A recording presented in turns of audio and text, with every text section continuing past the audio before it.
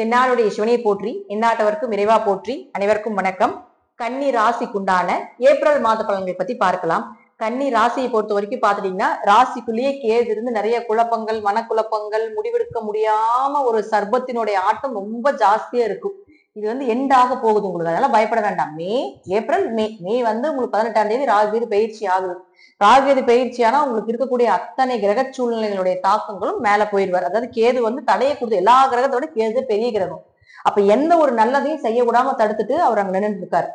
அப்ப அவர் மேல போயிட்டாருன்னா கண்டிப்பா உங்களுக்கு ஏதாவது ஒரு வழியில நல்ல விஷயங்கள் நடக்கும். அப்ப ஏப்ரல் மாதம் இங்கதான் இருக்க போகிறார். அதை விட இன்னொரு விஷயம் என்னன்னு பாத்தீங்கன்னா, உங்களை ஆளக்கூடியது புதன், உங்களுடைய கிரகம். அதாவது நீங்க எப்படி இருப்பீங்க, என்ன மாதிரி செயல்கள், என்ன மாதிரி எண்ணங்கள், எப்படி ஒரு லக்னாதிபதி, உங்களுடைய ராசி அதிபதி புதன். அப்ப அந்த புதனை வச்சு நம்ம எல்லாமே மூவ் பண்ணலாம். அப்ப புதன் அப்படின்னு சொல்லக்கூடியவர் தான் உங்களுடைய வாழ்க்கையில மிகப்பெரிய ஒரு ப்ராசஸா இருக்கக்கூடியவர் அப்படிங்கிறது உண்மை. அப்போ புதன் இந்த மாதம் எங்க இருக்கார் அப்படிங்கிறது நமக்கு ரொம்ப முக்கியம். நீச நிலையில இருக்கிறார். புதன் 7ஆம் வீட்டுல நீசமாகிறார். இந்த மாசம் முழுவதும் அங்கதான் இருக்க போறார். அவர் யாருன்னா 10ஆம் அதிபதி. உங்களுடைய கர்மாவே அவர் தான் சொல்லுவாரு, உங்களுடைய தொழிலையும் அவர் தான் சொல்லுவார். அப்போ கன்னிராசியை பொறுத்த வரைக்கும் இந்த மாதம் உங்களுக்கு மரியாதை இல்லை, உங்களுடைய பேச்சுக்கு மதிப்பு இருக்காது. நீங்க யாருக்குத்தான் நல்லது போய் ஓடி ஓடி செஞ்சீங்கனாலும் அந்த இடத்துல உங்களுக்கு அவமானங்கள் மட்டுமே மிஞ்சும். பெருசா யார குடும்ப ரீதியாக, வெளி உறவுகள் ரீதியாக எதிலுமே பெருசா ஒரு ஈடுபாடு வைத்துக் கொள்ள வேண்டாம் இந்த மாதம் முழுவதும். அதே போல தொழில் ரீதியாகவும் கொஞ்சம் கவனமா இருங்க. தொழில் புதுசா ஏதாவது பண்றது அல்லது தொழில் வேலை செய்யறது ரொம்ப குழப்பங்கள் ஆகிறது, ஒரு சின்ன மிஸ்டேக் மூலமாக பெரிய பிரச்சனைகளை சந்திக்கிறது, இதெல்லாமே புதன் கொடுத்துட்டு போயிடும். ஏன்னா உங்களுக்கு இந்த வீட்டுக்கு இந்த வீடு ஆப்போசிட். அப்ப இது இத்தனை கிரகங்களும் போய் ஆப்போசிட்டா இருக்கக்கூடிய வீட்டுலதான் உட்கார்ந்துருக்காரு. அப்ப எதை தொட்டீங்கன்னாலும் உங்களுக்கு ப்ராப்ளம் வரும். புதன் உங்களுடைய லக்னாதிபதி 10ஆம் அதிபதி. தொழிலை அவர் கெடுக்க தொழில் ரீதியாக பிரச்சனைகளை கொடுக்க போகிறார். அடுத்தது பாருங்க, 2 மற்றும் 9ஆம் அதிபதி. உங்களுடைய குடும்பம், உங்களுடைய வாக்கு, உங்களுடைய அப்பா, உங்களுடைய குரு, உங்களுடைய உயர்கல்வி சார்ந்த விஷயங்கள், அடுத்த ஸ்டெப் உங்களுடைய பாக்கியம், இது எல்லாமே ஒரு சுக்கிரன் தான் கொடுப்பாரு.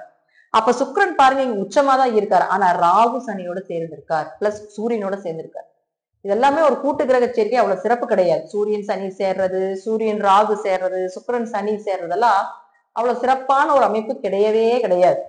ஜாதகத்துல 5 கிரக கூட்டு சேர்க்கை இருக்கிறது ஒரு சிலருக்கு யோகம், ஒரு சிலருக்கு பாதகம், கெடுதல். அப்போ உங்களுக்கு நேர ஆப்போசிட் இருக்கக்கூடிய வீட்டுல போய் இத்தனை கூட்டு கிரகங்களுக்கு வரும் பொழுது கொஞ்சம் கவனமா இருக்கும். அப்ப சுக்கிரன் இங்க உச்சமாகிறார். அப்ப உச்சமானாலும் வக்ரம் ஆயிட்டார். அப்ப உச்சம் பெற்ற ஒரு கிரகம் வக்ரம் பெறும்போது நீசத்தன்மை அடையுது. இது ஒரு ரூல்ஸ். அப்போ 13ஆம் தேதிக்கு மேலதான் வக்ர நிவர்த்தி ஆகுது. அப்போ 13ஆம் தேதிக்கு மேல குடும்ப ரீதியாக, பண ரீதியாக, தந்தை சொத்துக்கள் ரீதியாக, அவருடைய ஆரோக்கியம் ரீதியாக ரொம்ப கவனமா இருக்கணும். 13ஆம் தேதிக்கு மேல மறுபடியும் சுக்கிரன் உச்சமாகிறார். அப்ப சுக்கிரன் உச்சமானா காசு பணம் சேர்க்கை, ஏதாவது ஒரு வழியில குடும்பத்துல சந்தோஷங்கள் இதெல்லாமே கொடுத்துருவார். ஆனா வெளி தொடர்புகள் மூலமாக, ஆணாக இருந்தால் பெண்கள் ரீதியாகவும், பெண்ணாக இருந்தால் ஆண்கள் ரீதியாக ரொம்ப கவனமாக இருந்து செயல்படுத்த வேண்டும். ஏதாவது ஒரு சின்ன சின்ன கெட்ட பேரை கொடுத்துரும் குடும்ப ரீதி. ஏன்னா இது உங்களுடைய திருமணஸ்தானம். திருமணஸ்தானத்துல சுக்கிரன் ராகு சேர்றது கணவன் மனைவிக்குள்ளேயே ஒரு தப்பான ஒரு கான்ட்ரவர்சி ஆயிரும் அப்படிங்கிறதா உண்மை. சோ அதை ரொம்ப கவனமாக இருந்து செயல்படுத்துங்க. அடுத்தது பாருங்க, செவ்வாயை பொறுத்த வரைக்கும் உங்களுக்கு 11ஆம் வீட்டுல நீசமாகிறார். செவ்வாய் யாரும் உங்களுக்கு 8 அதே போல 3ஆம் அதிபதி. அப்போ உங்க 3ஆம் இடம் தானே உங்களுடைய உறவினர்கள், உங்களுடைய கூட பிறந்தவங்க. 3ஆம் இடம் உங்களுடைய காரியம் என்ன பண்றீங்களோ அது ஜெயமாகிறது, காரிய வெற்றியை கொடுக்கக்கூடியது. இப்போ 3ஆம் இடம் தான் உங்களுக்கு தைரியம். அப்ப அந்த கிரகமாக இருக்கக்கூடிய செவ்வாய் நீசமாகும்போது கொஞ்சம் தைரியம் குறையும். அடுத்தது முடிவெடுக்க முடியாத தன்மைகளை கொடுத்துரும். எந்த காரியம் செஞ்சாலும் பலமுறை செய்ய வேண்டிய ஒரு சூழ்நிலைகள் கொடுக்கும். கொஞ்சம் பொறுமையா ஹேண்டில் பண்ணணும். அப்ப அவர் 8ஆம் அதிபதி நீசமாகும் பொழுது சின்ன சின்ன அவமானங்களை கொடுத்துரும். உங்களுக்கு நீங்க தப்பே பண்ணலினாலோ அந்த இடத்துல பாத்துட்டீங்கன்னா தப்பு நிரூபிக்க முடியாது. தப்பு உங்க மேலதான் வர்ற மாதிரி இருக்கும். அதனாலதான் சொல்றேன், உங்களுக்கு லக்னாதிபதி நீசம், 8ஆம் அதிபதி நீசம், 2 மற்றும் 9ஆம் அதிபதி நீசம். ஒரு ஜாதகருக்கு 1, 5, 9 ரொம்ப முக்கியம். அப்போ 1ஆம் அதிபதி நீசம், 9ஆம் அதிபதி நீசம் 13ஆம் தேதி வரைக்கும். அதே போல 5ஆம் அதிபதி போய் ராகுவோட 7ஆம் இடத்துல பாதத்துல நிக்குது. சோ கன்னிராசியை பொறுத்த வரைக்கும் நெகட்டிவான பலன்கள் அப்படிங்கிறத விட இந்த மாதம் கவனமாக இருந்துக்கோங்க அப்படிங்கிறது ஒரு எச்சரிக்கை பதிவு. ஜாதகத்துல தசாபுத்தி நல்லா இருந்தால் இறை வழிபாட்டு மூலமாக சரி செய்துக்கலாம். இல்லைன்னா ரொம்ப பிரஷர், ரொம்ப தலைவலி இதெல்லாம் ஏற்படுத்து. ஏன் அப்படின்னு கேக்குறீங்கன்னா, சூரியன் உங்களுக்கு 12ஆம் அதிபதியாகி அவரும் பாருங்க 13ஆம் தேதி வரைக்கும் இங்கதான் நிக்க போறார். 13ஆம் தேதிக்கு மேலதான் பாத்துட்டீங்கன்னா இந்த வீட்டுக்கு வரப்போகிறார்.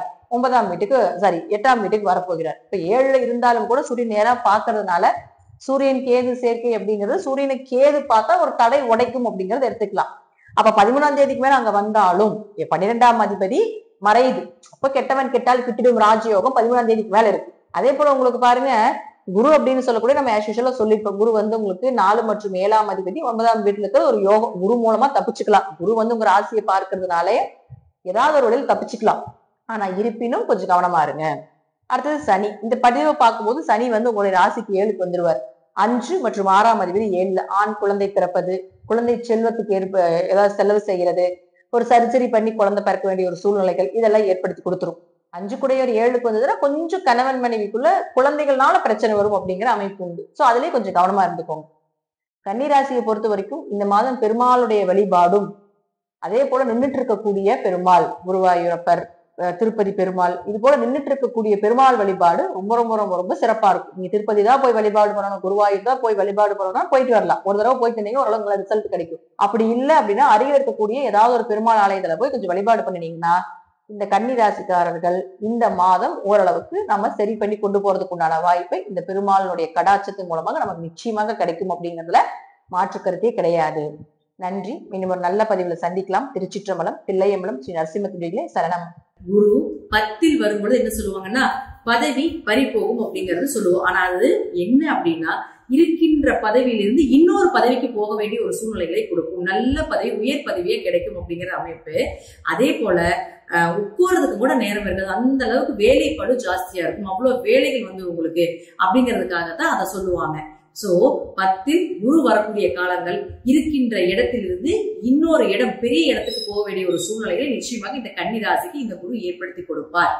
அதே போல குருவினுடைய பார்வை அப்படின்னு பாத்தீங்கன்னா உங்களுடைய ராசிக்கு 2ஆம் இடம், 4ஆம் இடம், 6ஆம் இடத்தை பார்க்கிறார். அப்ப 2ஆம் இடம் பொருளாதாரம், பண வரவு, உங்க பேச்சுக்கு மரியாதை இதெல்லாம் கொடுக்கும். 4ஆம் இடம் வீடு, மனை, சொத்துக்கள், வண்டி, வாகன யோகங்கள் இதெல்லாமே ஏற்படுத்தி கொடுப்பார். 6ஆம் இடம் கடன் விலகுவது, நோய் அகழுவது, இது போல சில விஷயங்களை நிச்சயமாக ஏற்படுத்தி கொடுப்பார். இப்போ உங்க ஜாதகத்துல எடுத்துக்கோங்க, உங்க ராசி கட்டத்துல என்னென்ன கிரகங்கள் இருக்கு அப்படிங்கறத பாத்துக்கோங்க.